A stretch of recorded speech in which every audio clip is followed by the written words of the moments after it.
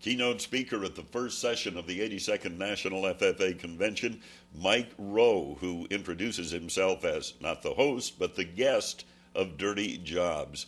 I have to ask you, Mike, as a speaker, have you ever had any kind of a sense of the welcome you got here when you walked out on this stage? Honestly, scared the heck out of me. Did it? I mean, look, 20,000 kids. Most of them have a camera, and none of them are shy. And I got the distinct impression they were all over caffeinated. So it's big. It's big. They come at you, and it really takes a second. I've been in front of a lot of people before, right, but not like this. The enthusiasm they generate, it makes me feel good. How does it make you feel? Look, it's impossible not to be moved by it. I mean, physically moved.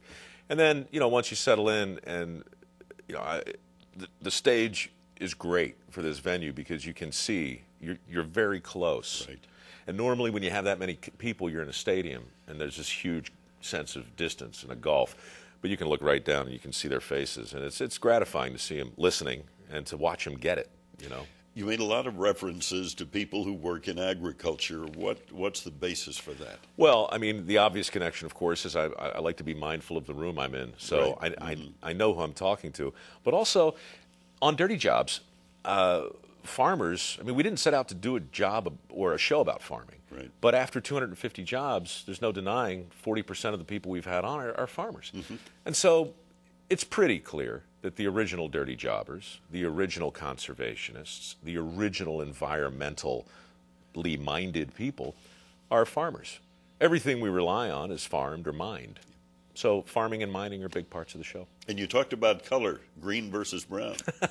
Well, it's just another one of those turns of phrase, the green movement, or at least it's kind of like nailing Jell-O to a tree. I don't really know what it is, but I do know that there are a lot of people in the country who aren't comfortable rallying behind the traditional role models out of D.C. and Hollywood.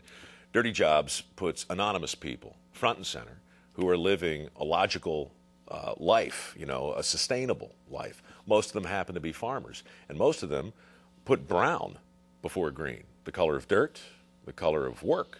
Green, that's the color of stuff that grows out of brown. Just like the dictionary, brown before green. Before green.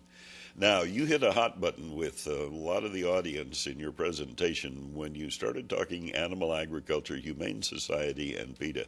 A couple of hot buttons for me, too. But what brought you to the conclusion you reached on that? Well, look, when your stated goal is the eradication of animal agriculture, right, I mean, you're putting it out there. We didn't put it out there. I didn't put it out there. But you just can't look at that kind of intention and not have an opinion. I don't want to fight. I'm not an advocate, right, but I'm a friend. And I don't see a lot of friends of farmers on national television with a show that shows, honestly, these issues. So, with all respect to people who are deeply concerned about the issue, I just don't think we've had an honest, top-down look and a real true dialogue in the country that captures the understanding we need to have. You can't just take an agenda, whether it's PETA's or the Humane Societies, and look at it as the entire issue. You've got to look at the scope and the scale and the size of the issue and have a rational conversation. And it's hard to be rational when the images are so lurid and graphic and the claims are so spectacular. Yeah, the emotion takes over and you begin to lose the fact. Yeah. That's exactly right. On the one hand, it's such an emotional conversation, but on the other hand, it's such a practical problem.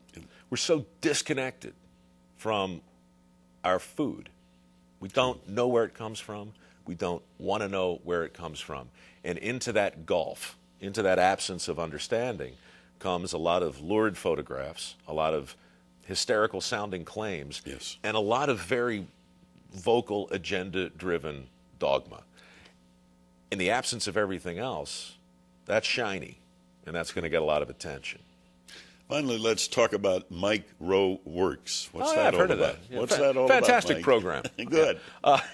Mike Rowe Works started as a trade resource center that was essentially built by the viewers of Dirty Jobs. Mm-hmm. After a few hundred jobs on Labor Day a year ago, I announced my belief that we ought to have a conversation about work in the country. And it might be nice if there was a place online where people could go to get links and information and all kinds of contacts for apprenticeships and scholarships and fellowships and opportunities in farming and in the trades.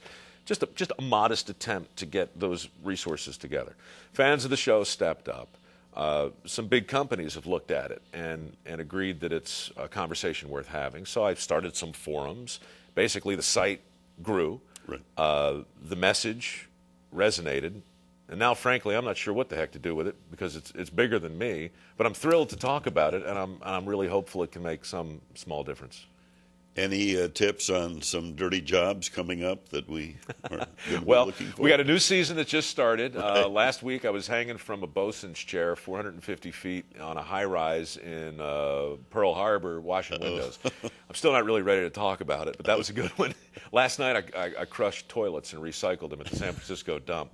Next week, I think I'm on a farm somewhere. I don't. Good idea. Yeah, You'd make a good farmer. I'd try. Okay. Thank you, Mike, and thank pleasure. you for really bringing some excitement to these FFA members. My pleasure to be here. It's an honor. Okay. Mike Rowe, Dirty Jobs at the 82nd Annual National FFA Convention in Indianapolis.